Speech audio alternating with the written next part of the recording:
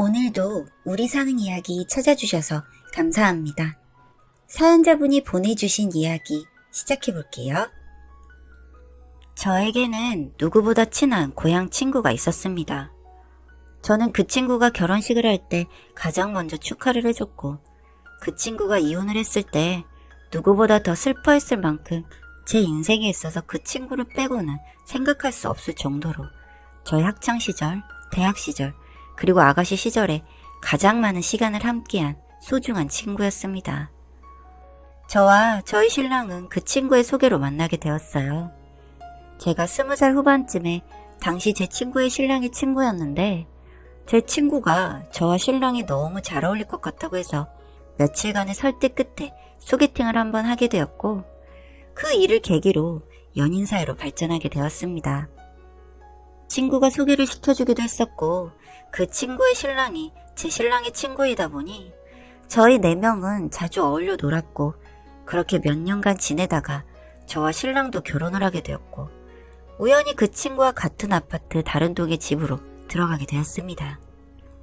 사실 신혼집을 출퇴근 거리나 금액적인 부분을 맞춰서 갔는데, 마침 그 친구네 아파트 한 곳과 시댁 근처에 한 곳이 있어서 신혼 때 시댁이 가까우면 안 좋다는 말을 많이 들어서 그 친구와 같은 아파트로 신혼집을 준비하게 되었고, 저희는 집이 해결되고 나니 다른 부분에서는 충돌 없이 결혼을 하게 되었습니다. 저희 신랑은 출장이 잦았고, 친구의 신랑은 야간 근무를 많이 하다 보니 밤이면 늘 그 친구와 저녁을 먹거나 가볍게 술을 한잔하면서 시간을 자주 보냈는데, 그렇게 2년 정도 지난 어느 날 친구가 술을 먹으면서 저에게 고민 상담을 하더라고요. 나 요즘 땡땡씨 때문에 너무 힘들다. 응? 땡땡씨가 왜? 무슨 일 있어? 요즘 손찌검을 하네. 그게 무슨 소리야, 손찌검이라니. 평소엔 괜찮은데 술만 먹고 오면 자꾸 손이 올라가. 술 때문에? 예전에 싸웠던 문제를 다시 꺼내서 화내고, 엊그제도 나한테 술 먹고 와서는 소리 지르고 휴대폰 던지고. 다친 데는 없어? 멀쩡해 보이는 사람이 그러니까 너무 황당하네. 다행히 피하긴 했는데 자꾸 이러니까 무섭네. 그렇게 친구의 신랑의 폭행 소식을 한번 듣고 나니 만날 때마다 친구의 몸에 든 멍이나 긁힘 자국 같은 것들이 자주 눈에 보이게 되었습니다. 친구가 걱정이 된 저는 신랑에게도 이 소식을 알렸고, 친구에게 무슨 일이 있는지, 혹은 왜 이런지, 평소에도 종종 폭력적인 모습들이 있었는지를 물어봤고, 저희 신랑도 제 친구를 걱정해주기도 하고, 저에게 친구가 힘들 테니 나중에 집에서 밥이라도 한번 챙겨주자는 이야기를 했습니다. 그렇게 제 친구는 6개월 정도 지난 어느 날 이혼을 했어요. 이혼을 하게 된 이유는 당연히 폭행. 그날도 친구는 집에서 늦게 오는 신랑의 저녁 준비를 하고 있었는데, 신랑이 연락이 되지 않았다고 합니다. 결국 새벽에 집에 들어온 신랑은 제 친구에게 바람이 난 게 아니냐며 말도 안 되는 트집을 잡았고, 그날 친구를 때렸는데 친구가 머리를 잘못 맞아서 쓰러지고 집에 119도 오고, 결국 약한 뇌진탕 진단까지 받았다고 하더군요. 그래서 폭행죄를 합의해주는 조건으로 현재 살고 있는 집만 받고 이혼을 하게 되었다고 했어요. 그렇게 친구는 이혼 후 몇 달을 전 남편이 집에 찾아오지 않을까 불안해하기도 해서 신랑이 출장을 가는 날이면 저희 집에서 자고 가기도 했습니다. 그렇게 또 6개월 정도가 지나니 제 친구도 안정을 찾기 시작한 것 같았고, 저에게 남자친구도 생겼다는 기쁜 소식까지 전해줬어요. 전 친구의 새로 생긴 남자친구가 궁금했습니다. 너무 좋은 일이니 축하해주고 싶었거든요. 친구는 남자친구가 타지 사람이라 장거리 연애를 하고 있어서 자주 보지는 못하지만 친절하고 자상해서 전 남편의 아픔을 잊게 해주는 사람이라고 저에게 남자친구에 대한 소개를 했습니다.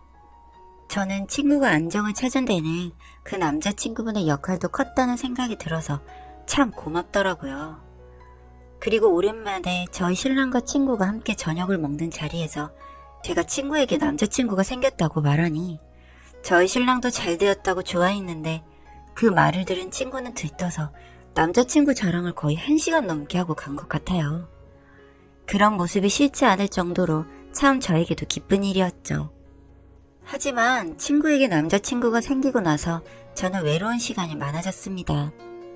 친구는 남자친구가 타지에 있다 보니 평일 주말 가리지 않고 그 지역에 가서 놀다 오는 날이 많아서 신랑이 출장을 갈 때면 늘 혼자서 밥을 먹고 시간을 보냈는데 신랑의 빈자리보다 그 친구의 빈자리가 더 크게 느껴졌습니다. 그리고 그런 생활에도 익숙해져 가던 어느 날, 그날도 신랑은 출장 중이라서 저녁에 간단히 전화통화를 하고 있었습니다. 그런데 전화통화를 하는 도중 아파트 경비실에서 안내방송을 했는데 수학이 넘어서 같은 안내방송 소리가 들리는 것 같더라고요. 당신 지금 어디야? 나? 어디긴 지금 부산에 출장 왔지. 아? 경비실 방송 소리가 들리는 것 같아서. 에이, 그럴 리가. 나 이제 숙소 들어왔는데? 그렇구나. 오늘도 고생 많았어. 나 이제 씻고 다시 연락할게. 그렇게 신랑은 피곤한지 잠이 든 것인지 연락이 없었고, 그날은 친구가 남자친구를 만나러 간다는 말도 따로 없었어서 간단한 맥주랑 안주를 사서 친구네 집으로 갔습니다. 분명 집에 불은 켜져 있었는데 벨을 누르니 인기척이 없었어요. 그래서 잠시 어디 나간 건가 하는 마음에 전화를 걸었습니다. 지금 어디야? 나 맥주 사서 왔는데. 나? 남자친구 온다고 해서 지금 밖이야. 오늘 집에 안 들어갈 것 같아. 맥주는 다음에 먹자. 그래, 데이트 재미나게 해. 그렇게 발걸음을 돌려서 집으로 가는데 제가 등을 돌려서 가는 순간 불이 딱 꺼지더라고요. 밖이라더니 이건 뭐지? 싶었는데 남자친구가 이미 집에 와 있나 보다 하고 말았습니다. 그렇게 며칠 후 출장을 다녀온 신랑의 짐을 정리하고 있었습니다. 그런데 신랑의 짐에서 긴 머리카락들이 나오는 겁니다. 이 사람이 바람을 피우는 건가?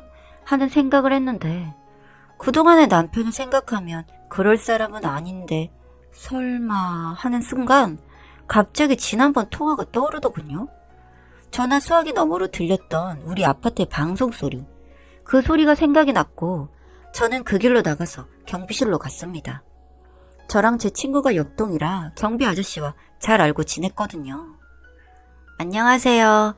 혹시 저희 신랑이 요즘 여기 자주 드나들던가요? 아, 안 그래도 말씀드리려 했는데 요즘 왜 신랑분 혼자 다니세요? 아, 제가 요즘 시간이 없다 보니 신랑이 먼저 친구 집에 가서요. 그러시구나.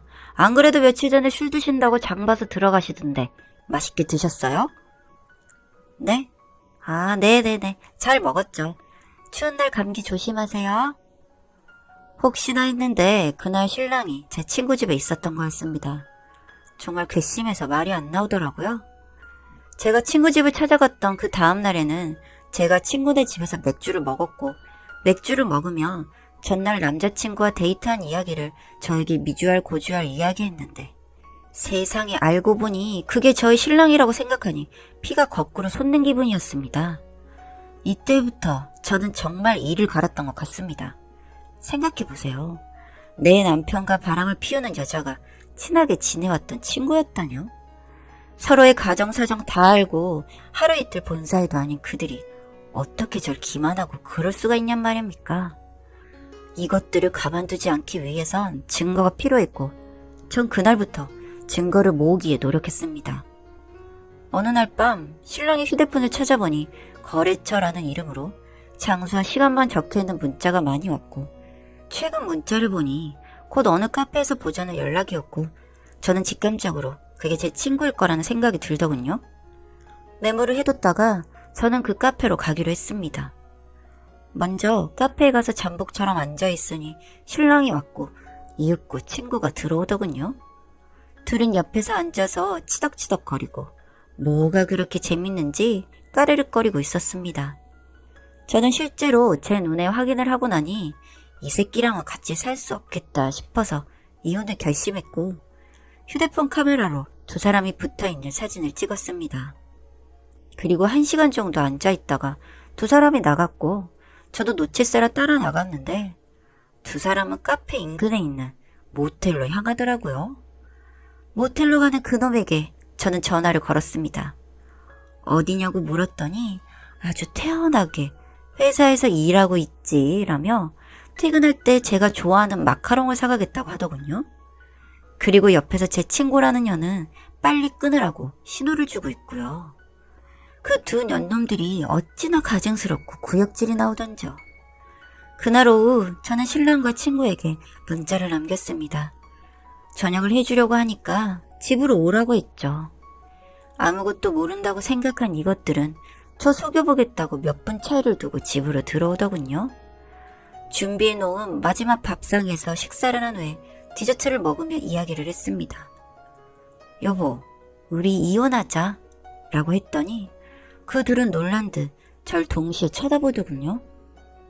갑자기 그게 무슨 소리야?